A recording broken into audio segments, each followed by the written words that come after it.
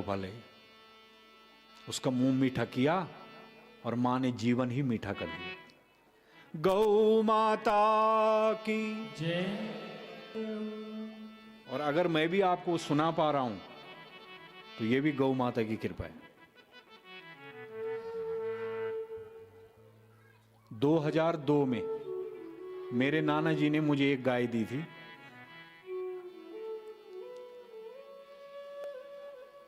और 16 साल तक चराई मैंने वही। ध्यान से सुनना। और उसके 10 बच्चे हुए, 5 गाय और 5 बैल। तो हमने 5 गायों के नाम रखे।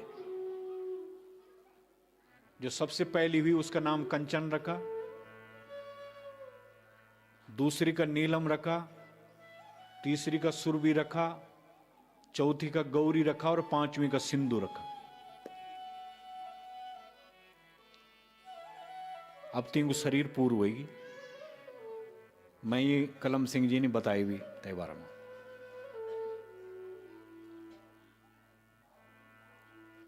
अब वो गाय हमारे यहां कैसे आई,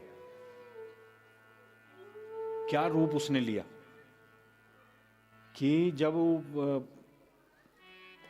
जो ये भारतवर्ष का प्रसिद्ध हमारा उत्तराखंड का गौ क्रांति का अग्रदूत पूज्य महाराज जी, जानते हैं आपने, जो गौ के लिए लड़ रहे हैं, तो उनकी गौशाला कहां है? चोपड़धार में, चोपड़धाम।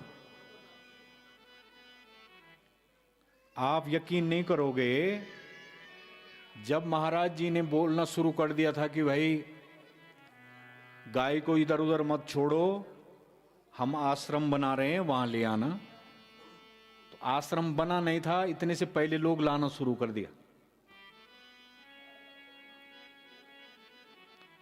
तो उनके घर पे, जब चिन्यालीसौड़ में उनका घर था, तो वहां 4-5 गाय आ गई 10 की से।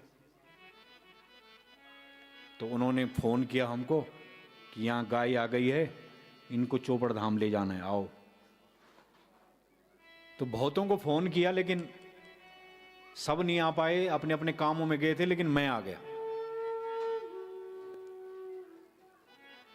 तो उनमें, उन 5 गायों में एक ब्याई हुई थी, एक के साथ 1 साल का बछड़ा था और 2 ऐसी थी सामान्य।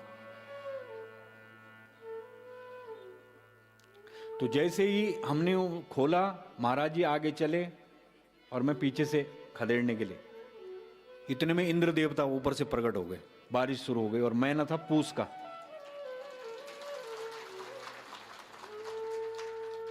महीना कौन सा था? पूस का। तो चिन्यालीसौड़ में पूस के महीने वर्षा का मतलब चोपड़धाम में बर्फ पड़ने की संभावना, और आश्रम भी पूरा बना नहीं है। 2002 की बात बता रहा हूं आपको। महाराज जी ने मेरे को बोला, इधर ले जाऊं नहीं उन्हें अपने यहां। और मैं थोड़ा सोची, मैं घर वाले ने पूछ लू पहले कि भाई घास तो उनका विषय है। और महाराज जी ने बोले फायदे में रहेगा, और फायदे के चक्कर में मैंने हां बोल दिया। हाँ। और घुमाया उनका मुंह, ऐसे ले जा रहे थे उधर, और इधर बादसी की तरफ। कहीं चली वाली न कहीं बाटू बताए ना, ज्यादा नहीं साहब 2 महीने रही हमारा घर पर। पुष्वर माव फागड़ा का मैंने भी चली गई थी, तर व्यवस्था हो गई थी। पुष्वर माव तो 2 महीने की सेवा तो गाय की। तो जी की तगड़ी 1 साल को बछड़ा था, 3 भी दूध देना शुरू करे, इन सेवा। तो जब ही गौड़ियम मत छोड़ी ले आश्रम पर, तय ठीक 10-12 दिन बाद नाना जी ने मैंने एक गाय दी नहीं। हाँ जी की मैं पहली कथा थे सुनो। और तब मैंने 16 साल तक हाथ चराई, और तय के बाद भगवती की कृपा हुई।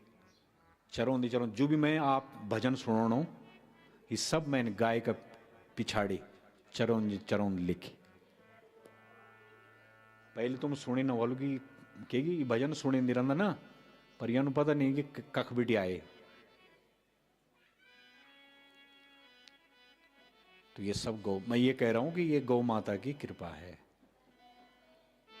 अगर मैं आज आपको कुछ सुना पा रहा हूं तो ये भगवती गौ माता की ही कृपा है। हमारी मां भगवती राजराजेश्वरी जो हमारी गुरु है, उनकी कृपा है। बोलो जगदम्बा मैया। तो मैं ये कह रहा था कि जिसके घर में गाय है वहां रोग यदि आया भी तो गाय से होकर आएगा। इसलिए घर में एक गाय जरूर, अगर आप गांव में रहते हो, एक गाय जरूर रखो घर।